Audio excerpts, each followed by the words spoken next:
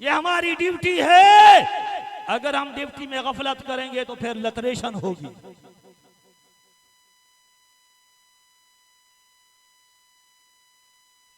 हजरत सुलेमान अलैहिस्सलातु वस्सलाम ने जब सारी सूरत हाल स्टोरी सामने आ गई तो हजरत सुलेमान अलैहिस्सलातु वस्सलाम ने फरमाया, ऐ लोगो, माँ बाप के हकूक का ख्याल रखा करो, माँ बाप के हकूक को अदा करो, अदाब का ख्याल करो। देखो ये माँ बाप की दुआ का सेला और खिदमत का नतीजा है कि अल्लाह ने इस नौजवान को लंबी उम्र भी अता कर दी, इबादत में गुजारने की भी तौफीक दे दी और ऐसी जगह पे ठिकाना दिया जहां शैतान का कोई अमल दखल नहीं था। फिर वक्त के नबी से मुलाकात भी करा दी और रोजी का इंतजाम भी किया अल्लाह ने, हिफाजत का इंतजाम भी किया, किफालत का इंतजाम भी किया अर्श वाले ने। ये माँ बाप की खिदमत का नतीजा था। इसलिए मेरा भाई, माँ बाप की खिदमत करो, माँ बाप की कदर करो, इस नियामत की कदर करो। आज जुमा का दिन है, आज जुमा का दिन है। जुम्मा की अजमत भी समझो, माँ बाप की अजमत भी समझो। हदीस पाक में आता है, इमामुल अंबिया सल्लल्लाहु अलैहि वसल्लम ने सुल्तानुल अंबिया, सरताजुल अंबिया, सय्यदुल अंबिया, फखरुल अंबिया, इमामुल अंबिया, खातमुल अंबिया, अकमलुल अंबिया, अरफाउल अंबिया, अहसनुल अंबिया, अजमलुल अंबिया, अशरफुल अंबिया सल्लल्लाहु अलैहि वसल्लम ने इरशाद फरमाया, जो जुम्मा के दिन माँ बाप की कब्र की जियारत के लिए जाता है, एक ही कब्र के लिए या दोनों की कब्र के लिए, फरमाया गुफिर लहू व कुतिबा लहू बराअतुन, अल्लाह उसको दो परवाने अता, अल्लाह दो इनाम, गुफिर लहू व कुतिबा लहू बराअतुन। एक तो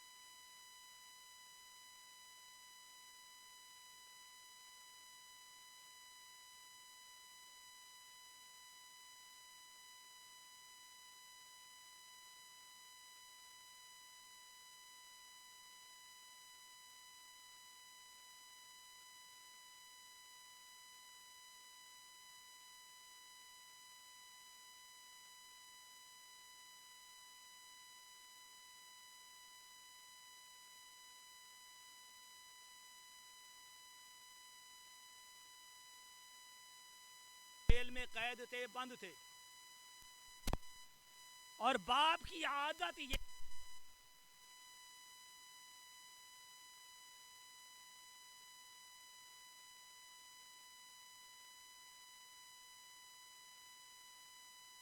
आग ले आता, पानी गर्म करता और अपने अब्बे की खिदमत में पेश करता। जेल का जो दरोगा था उसको पता चला कि ये बहर से आग ले आता है जेल में और पानी को गर्म करता है। उसने पाबंदी लगा दी, पाबंदी लगा दी कि खबरदार जेल में आग लेकर नहीं आना। अब वो परेशान हो गया कि मैं अपने अब्बे के लिए पानी किस तरह गर्म करूंगा। अब उसने तरकीब सोची, बिजली का जमाना तो नहीं था, देखा कि जेल के अंदर चराग जलता था, दीवा। अब उसने सोचा बाहर से आग ले आना ममनू हो गया, दाखला बंद हो गया, तो उसने वो जेल के अंदर जो चराग जल रहा था उस पे पानी गर्म करना शुरू कर दिया ताकि बाप की खिदमत में कमी ना आए।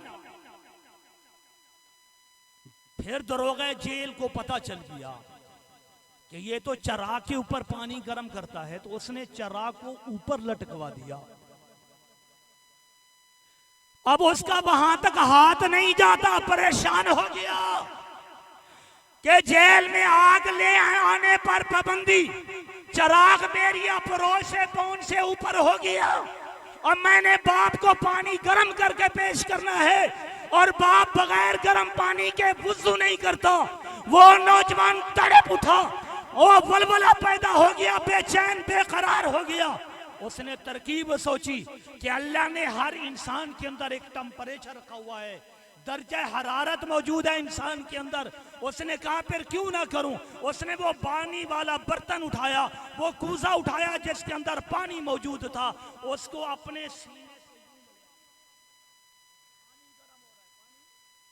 इस वजूद के टेम्परेचर से, हरारत से, गर्मी से कुछ ना कुछ तो पानी तब्दील हो जाएगा, पानी गर्म हो जाएगा। तो इस तरह उसने पानी को गर्म किया, फिर बाप की खिदमत में पेश कर दिया। बाप ने पूछा माजरा क्या है? आग पे पाबंदी है, चराग ऊपर चला गया, तो ये पानी कैसे गर्म हो गया? उसने जब अपनी सूरत हाल बतलाई, सिचुएशन को बतलाया, अपनी कंडीशन बतलाई, अपनी पोजीशन बतलाई, रिपोर्ट पेश कर दी कि अब्बा जान मामला ये है, मैंने अपने सीने के ऊपर ये बर्तन साथ लगा के इस दर्जा हरारत से पानी को गर्म करके मैंने आपकी खिदमत में पेश कर दिया। बाप का कलेजा ठंडा हो गया, बाप राजी हो गया कि ये मेरा ताबेदार बेटा है, ये मेरा फर्मा बरदार बेटा है। बाप ने अल्लाह की दरबार में हाथ उठा दिए, कहा अल्लाह मेरे लख्त जिगर ने, मेरे नूर नजर ने मेरी खिदमत की है, मेरी फर्मा बरदारी की है, ताबेदारी की। अल्लाह इसको जहन्नम की आग से बचा ले। वो बाप का फर्मा बरदार था, बाप ने दुआ मांग ली, बेड़ा पार हो गया। जो बाप का फर्मा बरदार है उसका बेड़ा, मां की मोहब्बत बाप का प्यार, मां की मोहब्बत बाप का प्यार, बाकी हैं सब पैसों के यार। मां की मोहब्बत बाप का प्यार, बाकी हैं सब पैसों के यार। बाप ने हाथ उठा लिया, उसका काम बन गया। तो इसलिए मेरे भाई काली कमली वाले के हुबदार बनो।